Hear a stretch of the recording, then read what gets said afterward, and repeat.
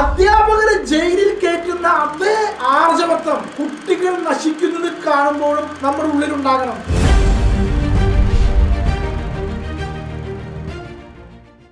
പ്രിയപ്പെട്ട സഹോദരങ്ങളെ, എന്താണ് ഈ കൊച്ചു കേരളത്തിൽ സംഭവിക്കുന്നത്? വാഴ 2 എന്ന സിനിമയിൽ പറഞ്ഞ ഡയലോഗാണ്. പക്ഷെ അതിന്ന് നമ്മെ നോക്കി, കേരളത്തിൽ നോക്കി ചോദിക്കേണ്ട ചോദ്യമായി മാറിയിരിക്കുകയാണ്. എന്താണ് ഈ കൊച്ചു കേരളത്തിൽ സംഭവിക്കുന്നത്?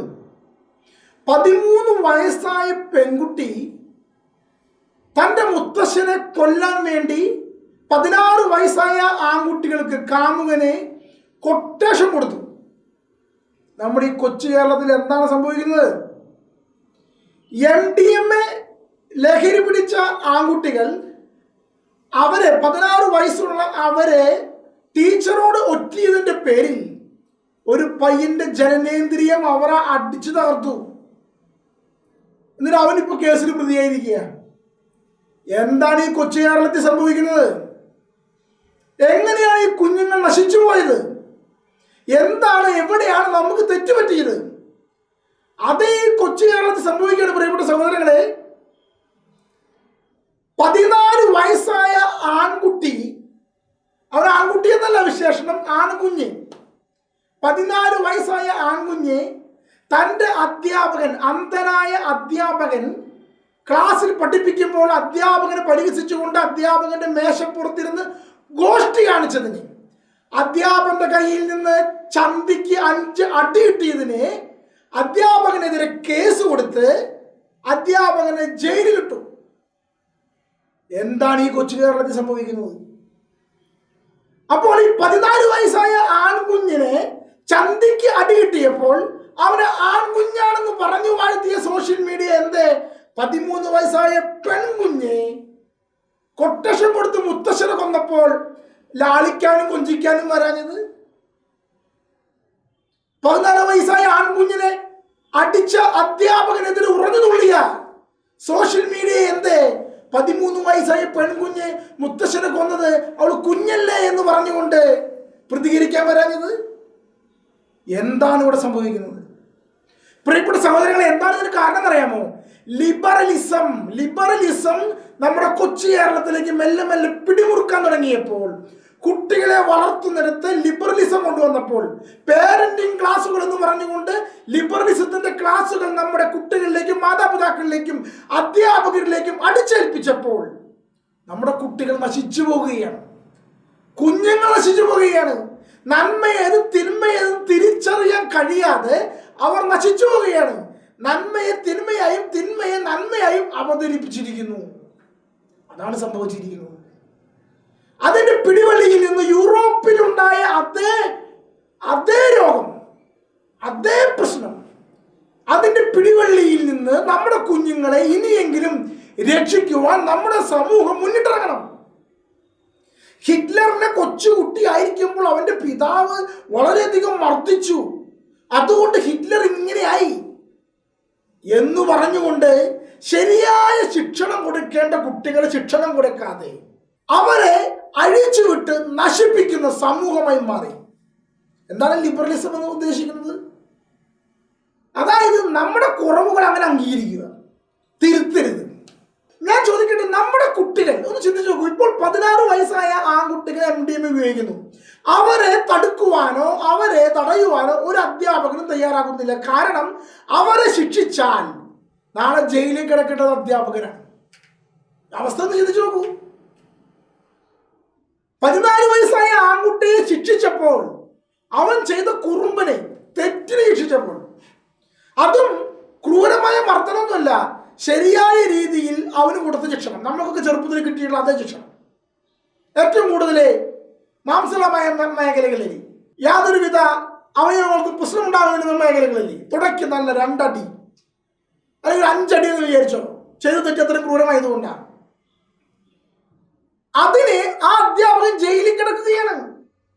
ചിന്തിച്ചു നോക്ക്. എന്നിട്ട് അതിനു വേണ്ടി വാദിക്കുന്ന ഒരു സമൂഹം, സോഷ്യൽ മീഡിയയിൽ അധ്യാപകൻ കുറ്റക്കാരനാണെന്ന് പറയുന്ന ഒരു സമൂഹം.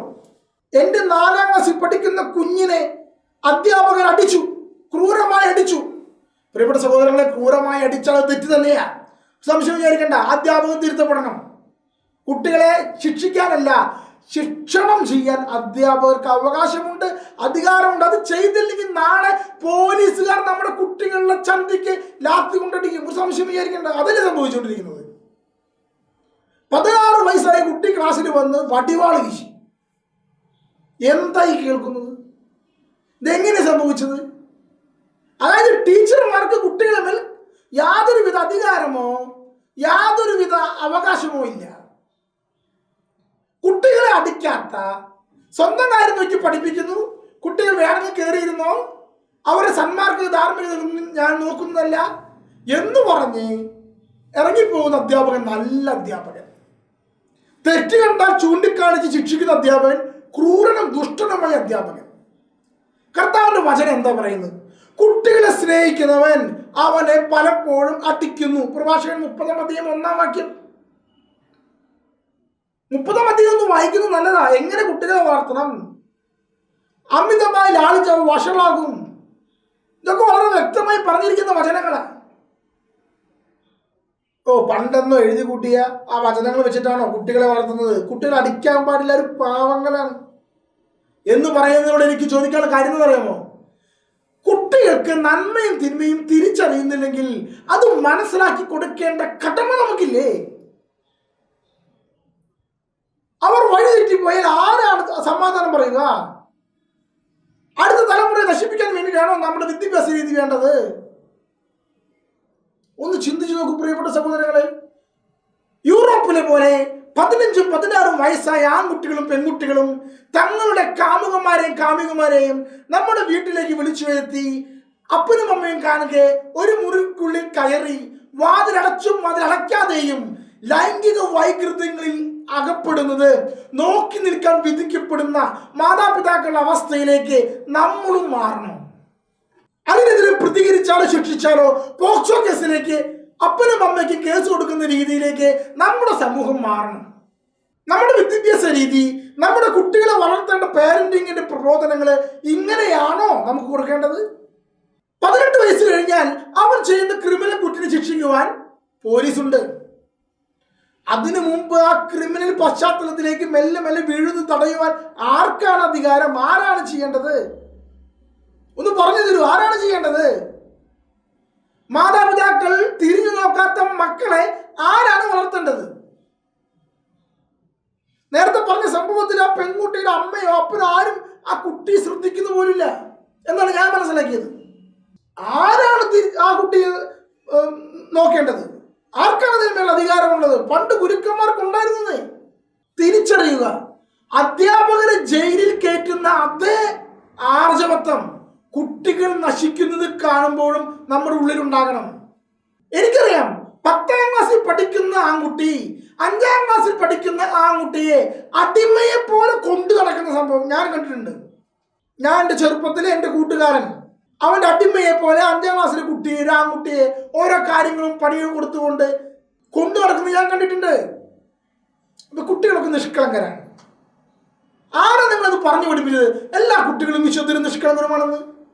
ശിശുക്കളെ പോലെയാകാൻ കർത്താവ് പറഞ്ഞിട്ടുണ്ട്. പക്ഷെ കുട്ടികളെ തിരുത്തി വളർത്തണം. തിരുത്തി വളർത്തിയ തീരൂ. കർത്താവായ യേശു ക്രിസ്തുവിനെ കുറിച്ച് എന്താ പറഞ്ഞിരിക്കുന്നത്? അവൻ ദൈവത്തിന്റെയും മനുഷ്യരുടെയും പ്രീതിയിലും മാതാപിതാക്കൾക്ക് വിധേയനായും ജീവിച്ചു. അപ്രകാരം പറഞ്ഞിരിക്കുന്നത്. അപ്പൊ കുട്ടികളെ ജ്ഞാനത്തിലും പ്രായത്തിലും വളർത്തി കൊണ്ടുവരേണ്ട ഉത്തരവാദിത്തം മാതാപിതാക്കൾക്കും ഗുരുക്കന്മാർക്കും ഉണ്ട്.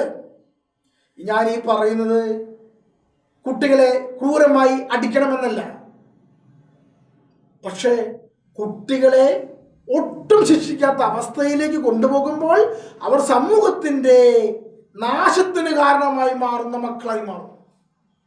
അതിനാര് സമാധാനം പറയും?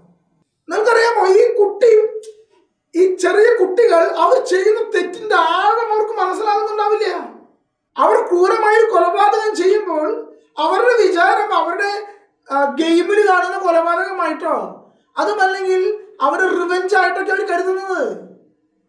അതിൻ്റെ ആഴം, അതിൻ്റെ ഡെപ്ത്, ഒരു ജീവനെ ഞാൻ എടുത്തു എന്നുള്ള കൺസെപ്റ്റോ ഞാൻ ചെയ്തത് വലിയൊരു തെറ്റായി പോയോ എന്നുള്ളൊരു ബോധം ആ കുഞ്ഞിൻ്റെ ഉള്ളിലേക്ക് പ്രായപൂർത്തിയായതിനു ശേഷം ഉണ്ടാകുന്നത് പോലെ ഉണ്ടാകുന്നില്ല. ആരിതിന് സമാധാനം പറയും?